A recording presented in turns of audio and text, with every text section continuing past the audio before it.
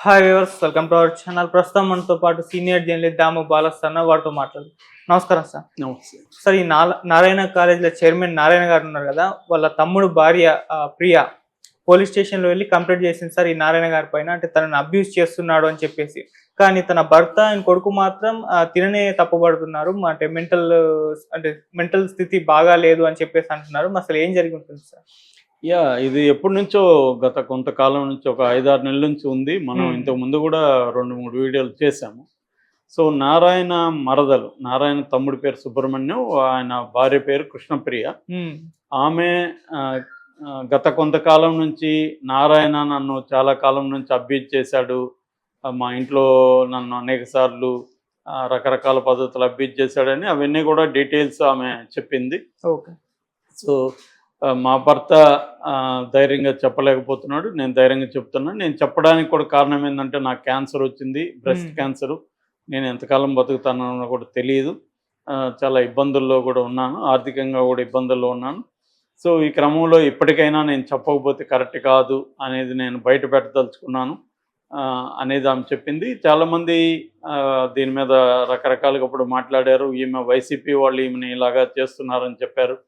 దానికి ఆమె సమాధానంగా మళ్ళీ వీడియోలు చేసింది. వైసీపీ వాళ్ళు ఎవరు నన్ను అప్రోచ్ కాలేదు, ఇది నా సొంతంగా చేస్తున్నాను.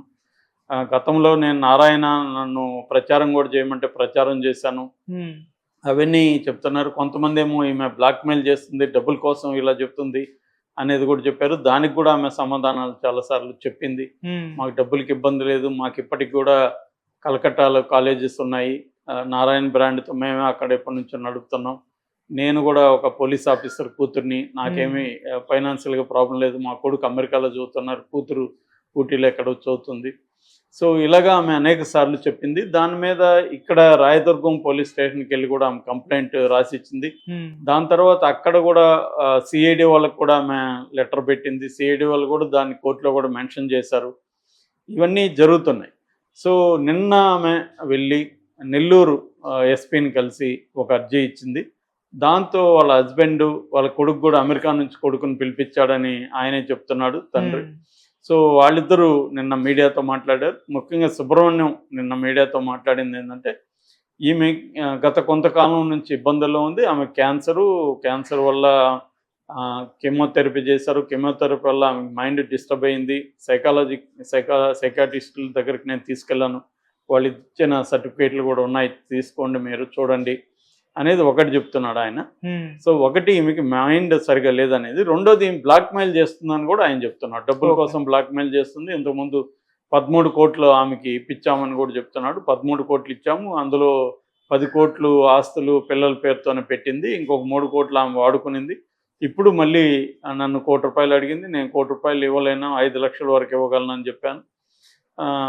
ఇలాగా అంటే ఆమె బ్లాక్మెయిల్ చేస్తుంది, ఆమెకి కొంతమంది హెల్ప్ చేస్తున్నారు, ప్రత్యర్థి పార్టీలో నుంచి హెల్ప్ చేస్తున్నారు అనేది ఆయన ఆరోపించాడు. కొడుకు అయితే నేను బ్లాక్మెయిల్ చేస్తుందనే మాట వాడలేను, బట్ ఆమెకి కొంత మానసికంగా ఇబ్బందుల్లో ఉంది అనేది కొడుకు చెప్తున్నాడు. అప్పుడే ఆమె కూడా మాట్లాడింది మళ్ళీ, నాకు మానసికంగా ఎటువంటి ఇది లేదు, మీరు ఏ ప్రశ్న అడగండి నేను సమాధానం చెప్తాను, ఎవరినైనా నన్ను వచ్చి టెస్ట్ చేసుకోమనండి, నాకు మానసికంగా ఏ రకమైన ఇబ్బంది లేదు, వీళ్ళు కావాలనే చెప్తున్నారు తండ్రి కొడుకులు కలుసుకొని. సో నేను పర్ఫెక్ట్లీ ఆల్ రైట్, నన్ను ఎవరైనా వచ్చి టెస్ట్ చేయొచ్చు, నన్ను అరెస్ట్ చేశాడు చిన్నప్పటి నుంచి, అది నేను చెప్పాలి ప్రపంచానికి, బయట ప్రపంచానికి చెప్పాలి. అతను ఉమనైజర్ నారాయణ, అతను నన్ను కూడా అబ్యూజ్ చేశాడు, డే 1 నుంచే అబ్యూజ్ చేసుకుంటూ వచ్చాడు. నా హస్బెండ్కి ధైర్యం లేదు, మాట్లాడే ధైర్యం, అందుకని వాళ్ళు మాట్లాడలేదు. నా కొడుకును కూడా ఇలా మార్చేసి వాళ్ళు నాకు యాంటీగా మాట్లాడిస్తున్నారు అనేది చెప్తున్నారు. సో దీంట్లో ఎవరిది నిజము ఎవరిది అబద్ధం అనేది మనం తేల్చే ఇది కాదు, పోలీసులే తేల్చాలి, లేదా కోర్టు ద్వారా ఈమెకు ఒక ఇండిపెండెంట్ ఈమె కోరుకునేదో, లేకపోతే ఈమె వైపు నుంచి అడ్వకేట్స్ ఎవరన్నా పెడితే అడ్వకేట్స్ డిమాండ్ బట్టి ఒక వేరే ఇక్కడైతే ఇన్ఫ్లుయెన్స్ చేస్తారేమో నారాయణ అనుకున్నప్పుడు వేరే మెడికల్ ఫెసిలిటీస్ నుంచి ఈమెకి టెస్ట్ చేయడం, నిజంగా ఈ మానసిక పరిస్థితి బాగుందా లేదా అనేది ఒకటి. ఎందుకంటే రేపు పొద్దున ఎవరు ఇలాగా నా మీద అబ్యూజ్ చేశారంటే, ఈ అబ్యూజ్ చేసిన స్త్రీని మానసిక పరిస్థితి బాగాలేదంటే సరిపోదు కదా. కాబట్టి వాళ్ళు ఒకవేళ నిజంగా మానసిక పరిస్థితి బాగాలేదంటే అది they have to prove in the court of law. Prove చేయాల్సి ఉంటుంది. నిజంగా సైకాలజిస్ట్ అలాగేమన్నా రాంగ్ ఇచ్చుంటే, నిజానికి సైకాలజిస్టులు ఎవరు కూడా పిచ్చి అని చెప్పే ఇది ఎవరికి ఉండదు. మెంటల్ డిజార్డర్ అంటే పిచ్చి అని కాదు అర్థం. మెంటల్ డిజార్డర్స్లో పర్టికులర్ డిజార్డర్ అనేది ఉంటుంది. సో ఈమెకి ఏ డిజార్డర్ అనేది మనకు క్లియర్గా చెప్పట్లేదు. ఓకే. సో ఆ పలాని మెంటల్ స్కిజోప్రెనియా ఉండొచ్చు, ఇది సైకిక్ బిహేవియర్ ఉండొచ్చు, బైపోలార్ డిసీజ్ ఉండొచ్చు, క్రానిక్ డిప్రెషన్ ఉండొచ్చు, ఇలాగ రకరకాల మెంటల్ డిజార్డర్స్ ఉంటాయన్నమాట.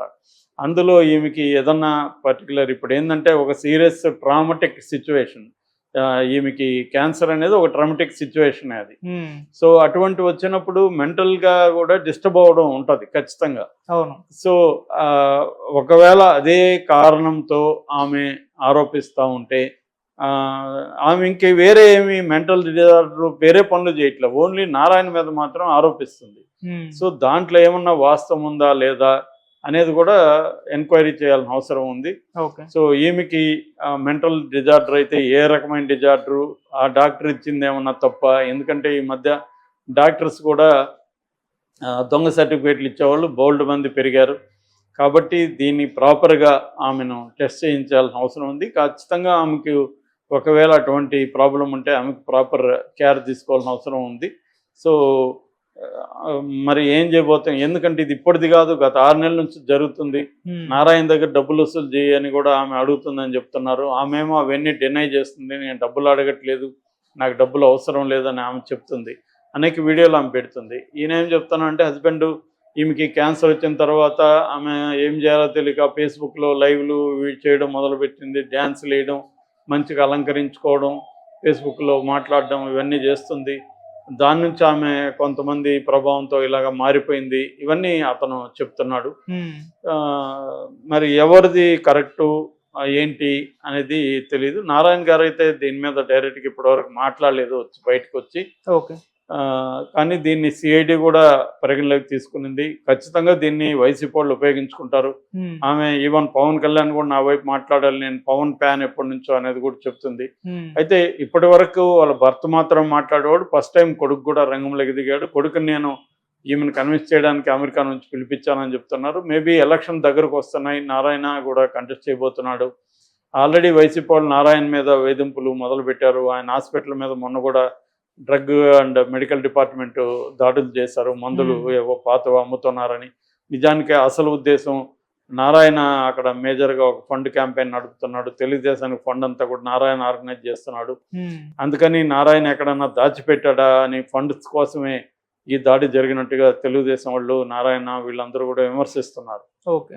ఎందుకంటే జగన్ ఇప్పుడు ప్రధానంగా చంద్రబాబు భయపడేది కూడా దేనికి, జగన్ మన ఫండ్స్ని ఆపేస్తాడు, పోల్ మేనేజ్మెంట్ని ఇబ్బంది పెడతాడు, అందుకే మనకు బీజేపీ అండం కావాలనేది చంద్రబాబు ప్రధానంగా బీజేపీ పొత్తు కోసం ఆయన వెళ్ళడానికి కారణం అదే.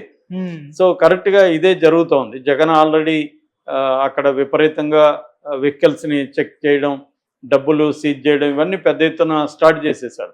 అంటే చంద్రబాబుకి వాళ్ళ క్యాండిడేట్స్ చాలామంది ఎన్ఆర్ఐలు ఉన్నారు, వాళ్ళు డబ్బులు పెద్ద ఎత్తున ఈసారి పంచే అవకాశం ఉంది.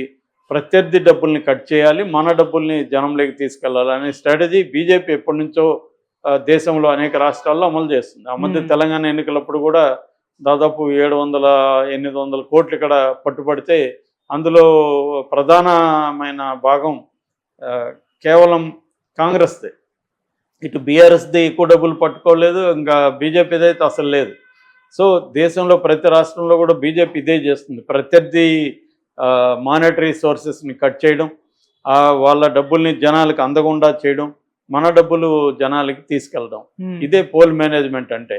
సో రెండోది, మనకు ఓట్లు వేసే వాళ్ళని ఇంట్లో ఉంటే ఒకవేళ ఎవరైనా వేయకుండా వాళ్ళందరినీ తీసుకొచ్చి ఓట్లు వేయించడం, ప్రత్యర్థి ఓట్లని వేయనీయకుండా చూసుకోవడం, ఇలాంటివన్నీ కూడా పోల్ మేనేజ్మెంట్ కిందకు వస్తాయి. సో ఇది జగన్ అవన్నీ బలంగా చేస్తాడని చెప్పి భయపడుతున్నారు. ఇప్పుడు ఈమెకి వైసీపీ అండ కూడా ఏమన్నా ఉందా, వైసీపీ కూడా దీనికి దోహదం చేస్తుందా అనేది చూడాల్సి ఉంది. ఇక్కడ కనీసం ఆమె తెలంగాణలో కూడా కంప్లైంట్ ఇచ్చింది కాబట్టి తెలంగాణ పోలీసులన్నా ఆబ్జెక్టివ్గా స్టడీ చేసి ఈమెకి నిజంగా ఈ ప్రాబ్లం ఉందా లేదనేది తేలాల్సి ఉంది. లేదంటే రేపొద్దున ఈమెను ఇంకేమన్నా ఒకవేళ ఆమెకు అన్నీ బాగుండి కూడా ఆమెని మెంటల్ అని చెప్పి తీసుకుని లేదన్నా హాస్పిటల్లో చేర్చేస్తారా అనేది కూడా ఒక భయపడాల్సిన అంశం.